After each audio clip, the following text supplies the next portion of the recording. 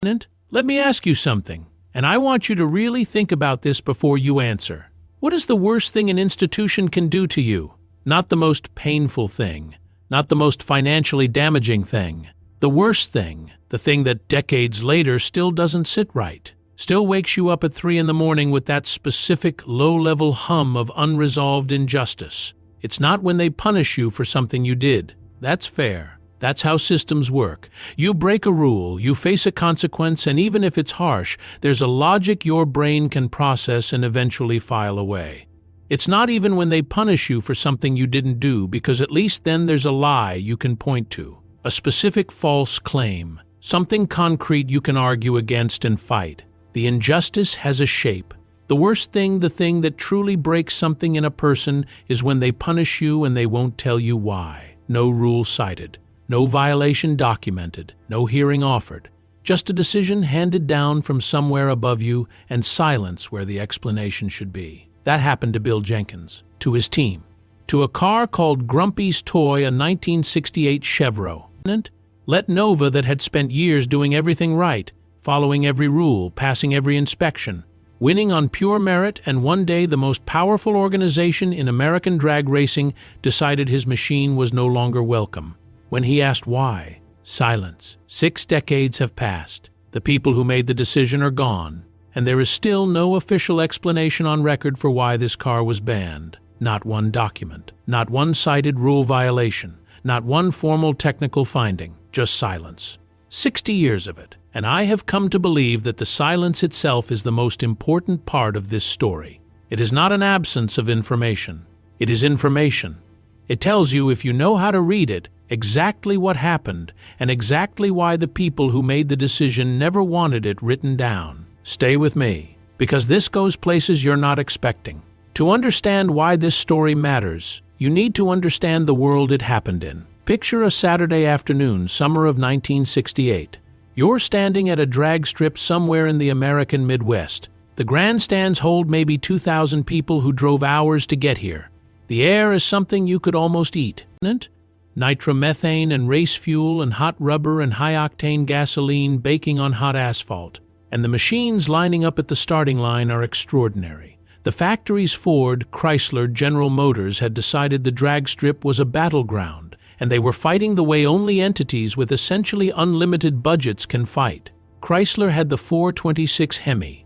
If you know anything about American automotive history, you know what that name represents. 426 cubic inches of pure intent. An engine so dominant it didn't just win races, it changed the conversation about what winning even meant. Ford had the 428 Cobra Jet. GM had the L88 Big Block. These weren't modified streetcars.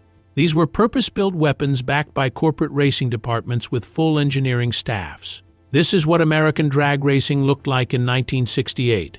A war between giants, corporations spending millions to establish dominance, because what happened on that strip sold cars in showrooms, and what happened in showrooms determined whether companies survived. And into this world drove Bill Jenkins, with no factory backing, no corporate budget, no team of engineers with advanced CED degrees, just a white 1968 Nova with a small block 302 cubic inch engine built in a Pennsylvania shop with an approach to the problem of going fast that was so fundamentally different from what the factories were doing that when it started working, nobody could explain it.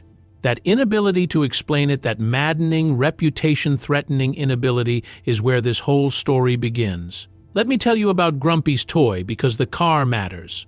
Part of what made what happened so extraordinary and so threatening to the established order was what the car was. On paper, it had no business being at the front of a superstock field. The engine was a small block 302, not the massive Hemi, not the big block 427. A small displacement engine competing against cars with engines literally 1/3 larger in cubic inches.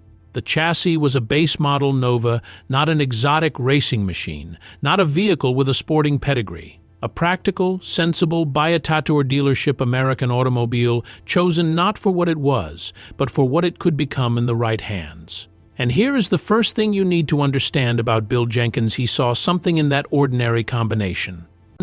Action that nobody else was seeing. He asked a question that nobody else was asking. Not, how much power can we make? That was the question everyone was asking. Every factory program, every engine builder, every team with a checkbook and a machinist, they were all asking the same question, and the answer kept going up. More cubic inches, more compression, more fuel, more everything. The implicit assumption was that the path to winning ran through the engine and the engine alone. Jenkins asked a different question. He asked, of the power we already have, how much of it is actually reaching the ground? That question sounds simple. It is not simple. It is, in fact, one of the most profound questions you can ask about a racing car because the honest answer for most cars competing in 1968 was devastating. A huge percentage of the power being produced by those magnificent, expensive engines was going nowhere useful. It was converting to tire smoke and noise and heat at the starting line while the clock kept running and the advantage bled away. The factories knew this at some level, but their solution was the only one their framework allowed: make more power, push through the tracked ion problem by brute force.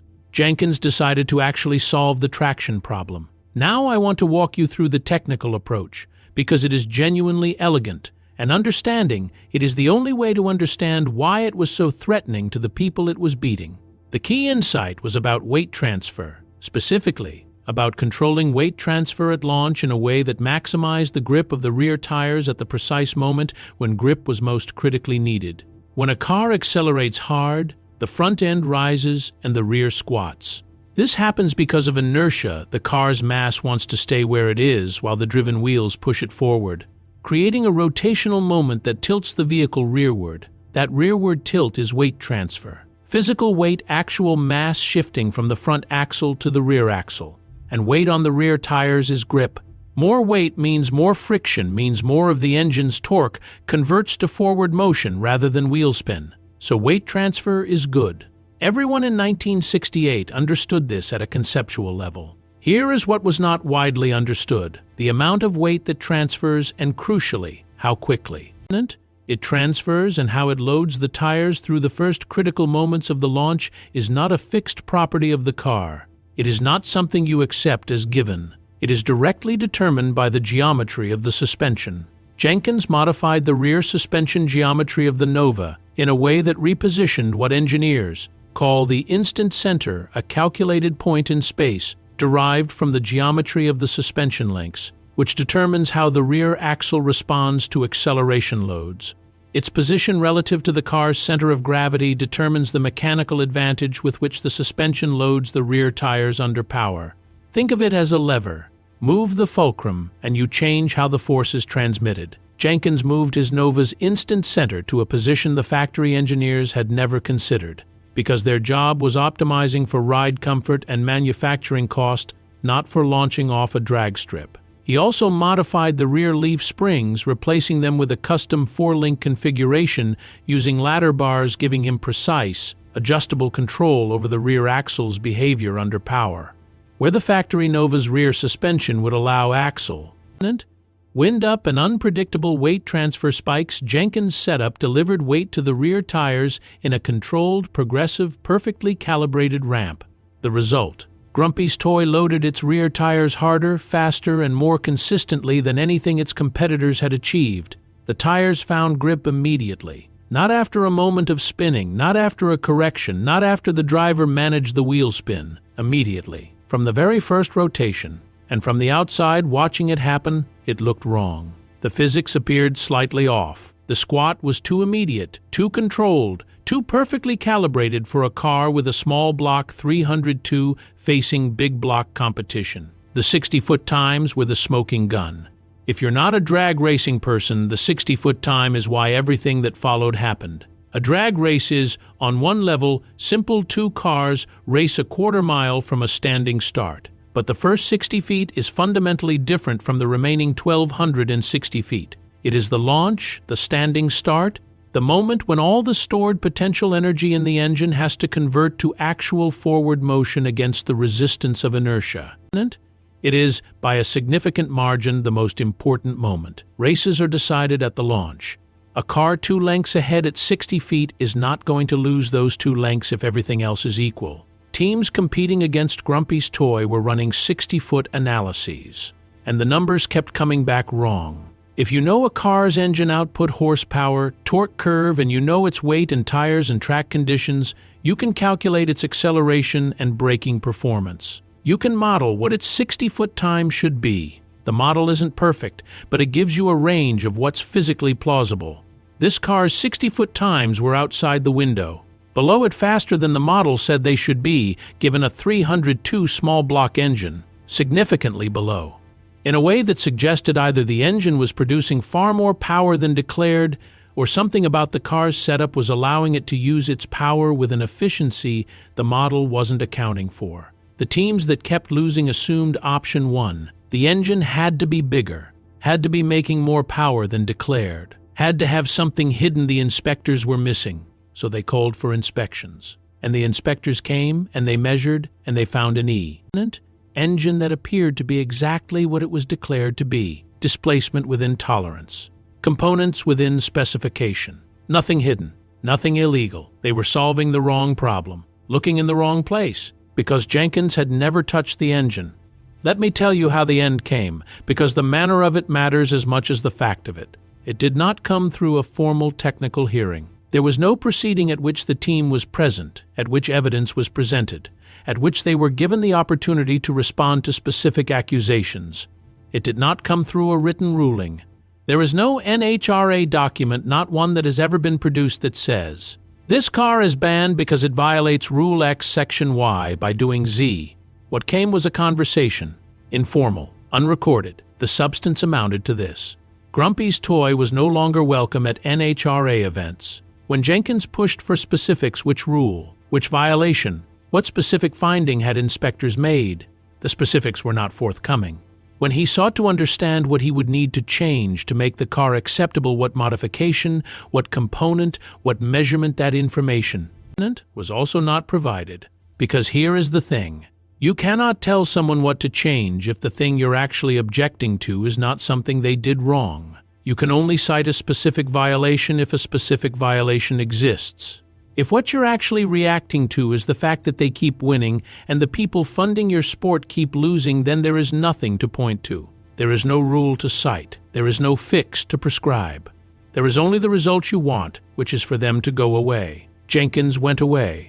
Not without resistance, not without pushing hard for answers. But eventually, because you cannot keep showing up somewhere that won't let you in, he went away. And the silence settled in behind him.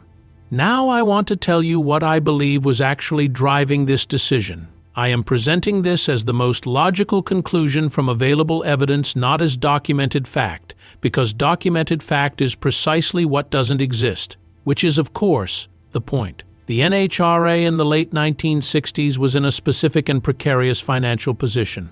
It had grown from a grassroots organization into a major sanctioning body managing a national series. That growth required money tracks, officials, insurance, administration. A national series is not cheap to run, and the money came, in very large part, from the participation of major American automobile manufacturers. Ford, Chrysler. These companies were spending heavily on their drag racing programs, and their spending supported the entire ecosystem. When a manufacturer enters motorsport, they have one fundamental expectation in return. They expect to win, not every race, but often enough that the connection between racing success and showroom sales holds up. The mythology has to be maintained. Our cars are the fastest. Buy one. Grumpy's toy was breaking that mythology. Not occasionally, not as a fluke. Consistently, repeatedly, in a way that was starting to generate the exact press coverage that manufacturers spend millions on racing to avoid. Coverage that said, look at this unbacked independent with a small block Nova beating the factory big block programs. Coverage that implicitly asked, what exactly are Chrysler and Ford spending all that money on? The phone calls from manufacturer representatives to NHRA leadership were, by multiple accounts of people involved in the sport at the time, extreme. Ely pointed. The language has been described as frustrated, demanding, and not particularly subtle about the connection between factory participation and NHRA financial health. None of this is documented in writing, but the pattern is clear enough. A team that passes every inspection starts winning too much. Factory programs complain. The sanctioning body that depends on those factory programs makes the team go away, without a documented reason, without a cited rule, without a paper trail that could ever be produced in a hearing or a lawsuit. That is not coincidence. That is strategy. The silence was not an oversight. It was a choice, made deliberately by people who understood exactly what they were doing and exactly why it could never be written down. This point deserves its own section because it has been consistently misunderstood or deliberately obscured. The NHRA's technical regulations did not specifically address suspension geometry modifications of the type Jenkins had employed. This is not a gray area interpretation. It is simply what the rulebook said, or more precisely, what it didn't say.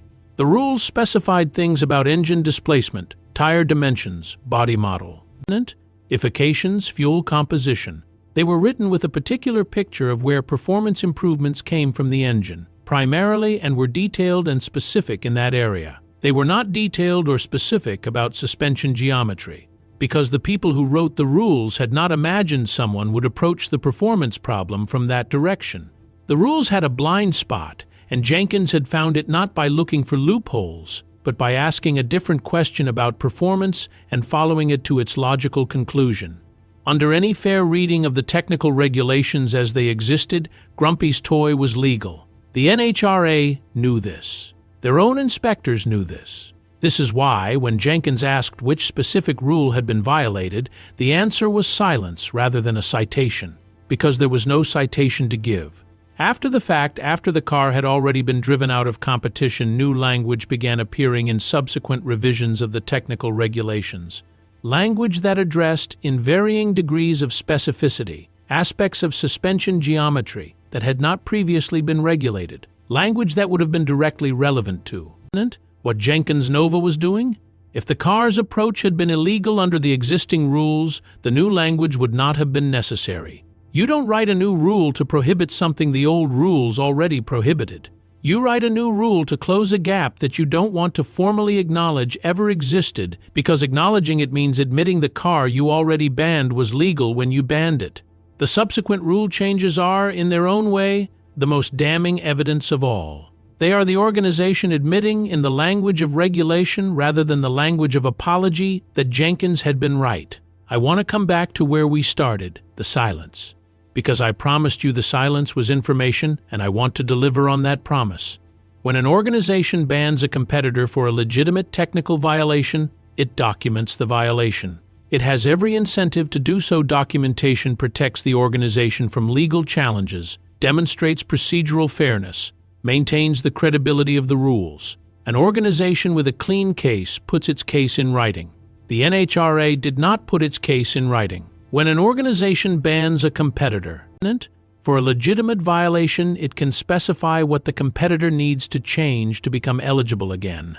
If you've violated a specific rule, you can unviolate it by modifying the car to comply. That's how rules work. The NHRA could not specify what needed to change, because what needed to change was the competitive threat, and you cannot write that in a rule book. When an organization bans a competitor and faces legal or journalistic pressure to explain the decision, it produces the documentation. It says, here is the inspection report, here is the rule violation, here is the process we followed. The NHRA produced nothing. 60 years of nothing. That is not what innocent silence looks like. Innocent silence, the silence of an organization that made a defensible decision but didn't publicize it would have an answer available when asked. A boring answer. A technical answer, but an answer. The silence that has surrounded this case for 6 decades is the silence of people who knew they could not defend what they did and made a calculated decision that the costs of silence were lower than the costs of explanation. The silence of an institution protecting itself from a reckoning it has, as successfully avoided by simply refusing to engage. That silence is a confession, not in a legal sense, not something that could be produced in a courtroom, but a moral confession and admission encoded in decades of non-response that the people who made this decision knew it was indefensible, knew it was based not on what the car did wrong, but on what it did right, knew that if they ever put the real reason in writing, what they'd been calling a fair decision would be revealed as something else entirely. They chose silence over honesty, and they have maintained that choice for 60 years. Here is perhaps the most important part of this story, and the part that gets the least attention. The ban worked. In the narrow, immediate sense of what the NHRA was trying to achieve, Grumpy's Toy stopped competing in NHRA events. It worked. The problem went away. But the ideas didn't go away. Ideas don't disappear because an institution decides they're inconvenient. What Jenkins had discovered about suspension geometry, instant centers, weight transfer, and launch optimization was real. It was physics.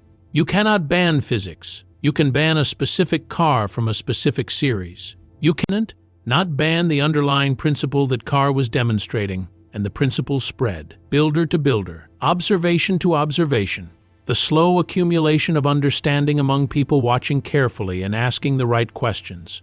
Within a few years, modified rear suspension geometry was appearing on other cars, on cars with no connection to Jenkins' team, on factory-backed cars. The specific thinking about instant centers and four-link configurations and weight transfer ramps was being replicated, refined, and built upon by teams that may not have known exactly where the ideas had come from.